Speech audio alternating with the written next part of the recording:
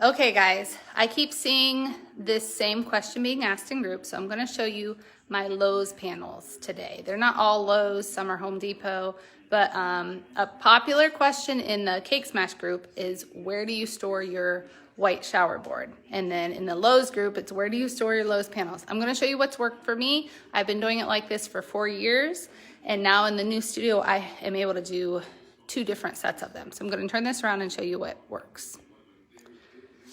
Okay, so here's where I keep my panels. This one's just turned around for right now. But the reason, these are a little bit shorter, I had to cut them because in my very first studio, I didn't have room for the full board. So this is my short one. These are my short ones. They're only like 4 inches shorter. But what I do is use these little, I think these are actually called like for cords. I think it's to wrap up like your tool, like, what am I looking for? Like your machine, like your drills and all that. I think it's to wrap up those cords. So I got these at Home Depot in the like tool section with the tape measures and stuff. So they are bendy, and these have lasted like for 5-6 years already. I did get new ones when I moved just because I was moving and I wanted to make sure everything was good. But here's where I keep all my panels. So sometimes if I know I'm going to be using a set, I will, so these are 2 exact ones. That way when I pull the front one down, I've got the wall and the floor.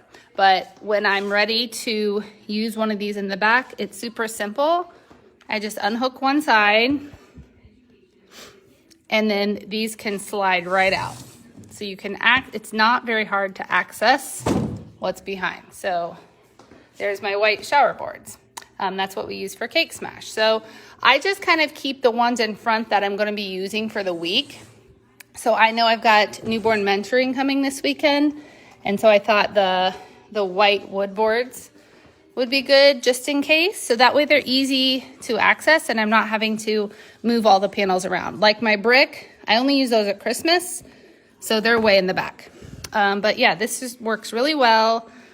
I just put some hooks in the wall, as you can see. I need to stand that. I drilled it in the wrong spot. I'm gonna put it in the wrong spot. So there you go.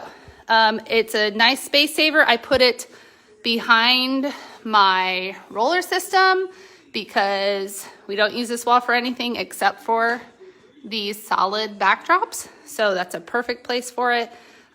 You could even put your backdrop stands if you're in a small studio in front of this. Now at my old studio, I didn't have this wall, my magnet wall. So I actually would clip backdrops to this. So you can use this system and then clip your fabrics to this just with clamps on the top and then clamps on the side. And you can actually use this as your backdrop stand. You don't have to have an actual backdrop stand. So Susan, when you come to mentoring, I will show you how I do that. Just if you are short on space. So there you go. And then of course my magnet wall, which I love. So you can also get magnet strips. The problem with magnet strips was all my backdrops are different sizes. So I just went with the whole wall. But this is what I really wanted to show you. A great place to store your Lowe's panels. If you don't know, you can get Lowe's and Home Depot panels as backdrops. If you don't want to go the fabric route, these are also great for bath and cake because you can wipe them down. So have a great day, everybody.